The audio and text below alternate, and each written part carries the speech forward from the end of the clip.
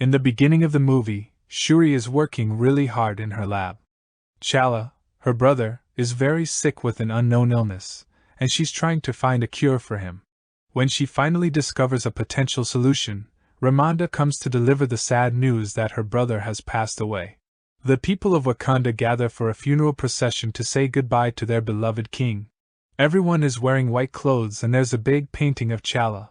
Shuri and Ramonda bring Chala's casket out, and they wait for a ship to arrive and take him away.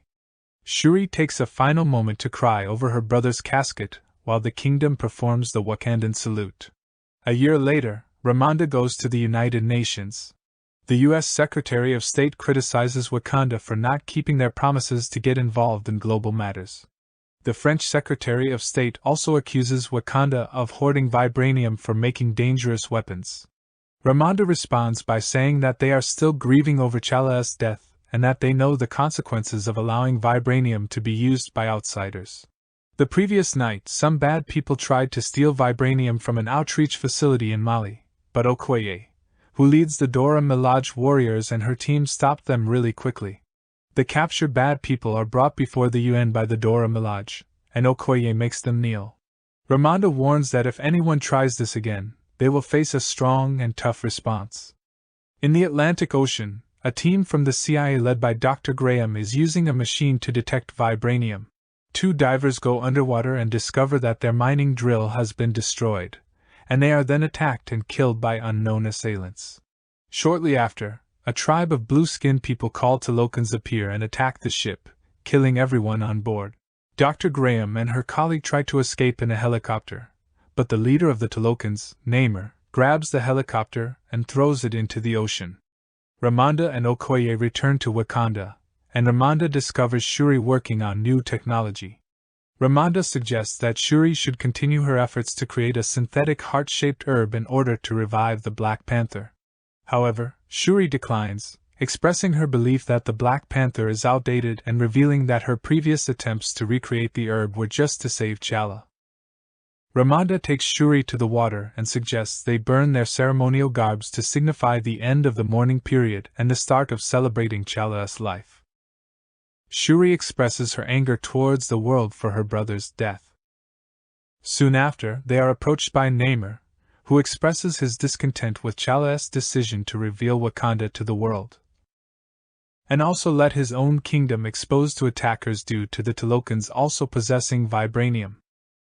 Namor orders them to find and deliver the scientist who made the vibranium detecting machine to him, otherwise he will attack Wakanda. He also instructs them to keep his existence a secret from others. Ramonda assigns Okoye the responsibility of locating the scientist, but Shuri insists on joining despite her mother's will.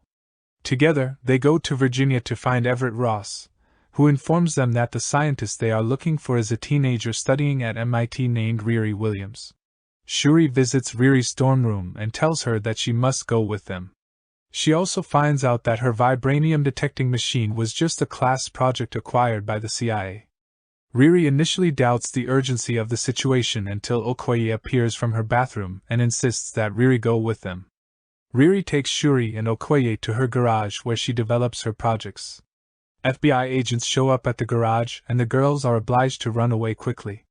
Riri puts on her own iron armor suit to fly, while Shuri and Okoye try to drive away. A drone pursues them, but Riri shoots it down before running out of oxygen. The drone crashes into cop cars, giving Shuri and Okoye a chance to keep moving. However, they are eventually cornered by the Talokans on a bridge, and a water bomb makes Shuri pass out. Riri arrives but is pursued by the Talokans. Okoye fights them off, taking down 3 soldiers before confronting General Atuma. He almost kills Okoye with her own spear, but she manages to shock it out of his hands. The other 3 Talokans are unharmed and Okoye is knocked off the bridge. Shuri wakes up and offers herself and Riri to the Talokans, who take them captive. The following day, Ross visits the bridge crime scene and encounters Contessa Valentina de Fontaine, who is now the director of the CIA and also his ex-wife. Ross finds Shuri's kimono beads and secretly takes them with him. Okoye returns to Wakanda, and requests Ramonda's help in organizing a team to search for Shuri underwater. However, Ramonda is disappointed in Okoye for failing to protect Shuri and punishes her by stripping her of her rank as general and removing her from her position in the Dora Milaje. Ramonda then goes to Shuri's lab and asks her AI assistant Grat to trace Shuri's beads. Later, Ramonda secretly contacts Ross, who speaks to her without Val's knowledge, and learns that the CIA suspects Wakanda's involvement in the attack on the mining ship. However, Ramonda is unable to provide much information about Namor's role in the incident. Ramonda travels to Haiti and discovers that Nakia has been working at a school after the blip event. Ramonda and Nakia are happy to see each other, but Ramonda notices that Nakia was not present at Chala's funeral. Nakia explains to Ramonda that she couldn't accept Chala's death as the final end, even though Ramonda reminds her that Wakandans believe death is not the end. She asks Nakia for help in rescuing Shuri, and Nakia goes to speak with a local village woman in the Yucatan Peninsula. The woman describes Namor as Kukulkan, the feathered serpent god, based on what she has seen. Shuri is given traditional clothes to wear in Talokan before meeting Namor. Namor then shares his backstory with her. In 1571, Namor's mother, Maria Mercedes Coroy, was part of a village that suffered from smallpox after the arrival of Spanish conquistadors. The villagers sought help from the god Chak and discovered a blue material underwater that they consumed as a cure. However, while it healed their illnesses, it turned their skin blue and made them unable to breathe air, forcing them to live underwater. Namor was unique as he was born with wings on his ankles and the ability to breathe both on land and underwater. Namor's mother died heartbroken because she missed her life on the surface. When Namor went to bury her, he found the conquistadors raiding and enslaving the villagers. Namor and the Talokans launched an attack, and during the battle, a priest referred to Namor as Un Niño Sin Amor, meaning a child without love. This is where Namor got his name, as he has no love for the surface world. Then he shows Shuri his prosperous and thriving kingdom and asks for her help in protecting their kingdoms from the rest of the world. Nakia starts her mission to rescue Shuri and Riri. In the meantime, Ramonda meets with Namor after getting information from Ross that the CIA wants to take action against Wakanda for the mining ship attack. Ramonda tells Namor to take responsibility for it, but he warns her about retaliatory action if Wakanda threatens Talokan's exposure. Nakia goes underwater and stops Namor's cousin, Namora, before she can harm Shuri. Another Talokan warrior tries to grab Shuri, but Nakia uses a powerful sonic blast to defeat her. She manages to escape with Shuri and Riri, but Namor sees the dying warrior as an attack from Wakanda. This leads him to mobilize his warriors for a strike back against Wakanda. Nakia and Okoye reunite in the city, but soon realize they are under attack as the area floods due to water bombing by the Talokans. The city is flooded and buildings are destroyed. Baka leads his Jabari warriors in battle and Shuri tries to fight back using her advanced technology. Namor reaches the palace and launches heavy water bombs, causing Ramonda and Riri to sink.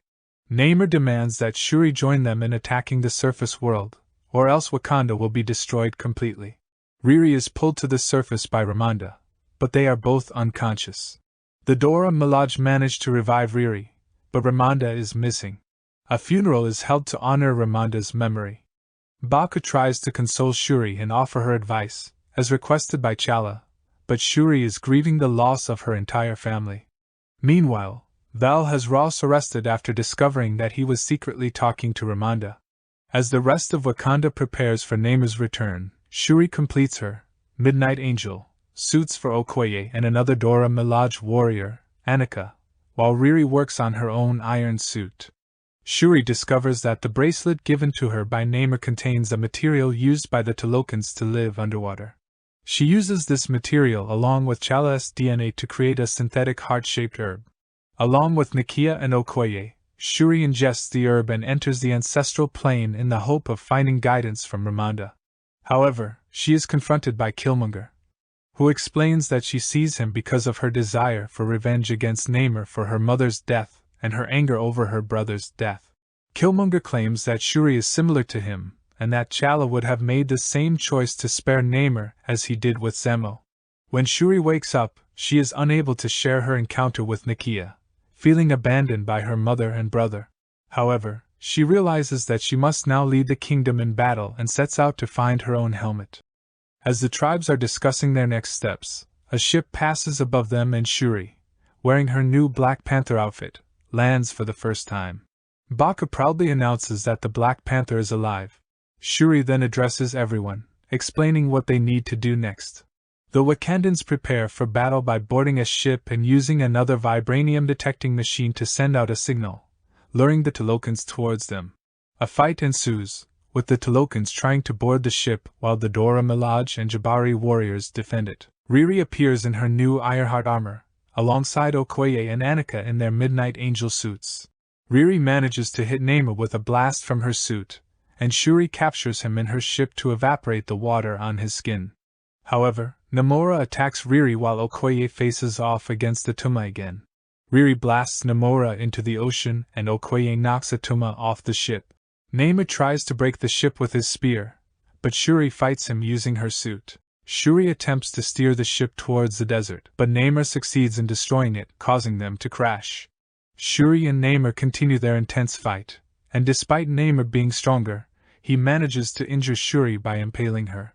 Remembering Killmonger's words, Shuri uses her skills to free herself and heal her wounds before returning to battle Namor. She then uses the exhaust from her damaged ship to weaken Namor with intense heat. Just as she is about to deliver the final blow, she has a vision of her mother, Ramonda, who tells her to reveal her true self. Inspired, Shuri orders Namor to yield, urging him to end the cycle of revenge for the sake of their people. Surprisingly, Namor agrees, and they both put an end to their fight. Namor returns to the Talokans, and the conflict is resolved without further suffering for either side. After the conflict, Shuri sends Riri back home to Boston but instructs her to leave her suit behind to avoid any potential conflicts between Wakanda and the US. However, Shuri does give Riri her father's fixed-up car as a gift. In Talokan, Namor speaks to Namor and explains that aligning with Wakanda was necessary since they have no other allies for protection, and this decision will benefit them in the long run. Meanwhile, Okoye sets out to rescue Ross from captivity. Shuri goes to Haiti to meet with Nakia by a beach. She tells Nakia that there is something she needs to do.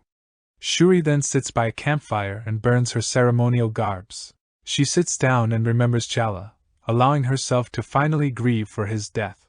In the credits scene, Nakia introduces a boy named Toussaint, who is her and Chala's son, and therefore Shuri's nephew.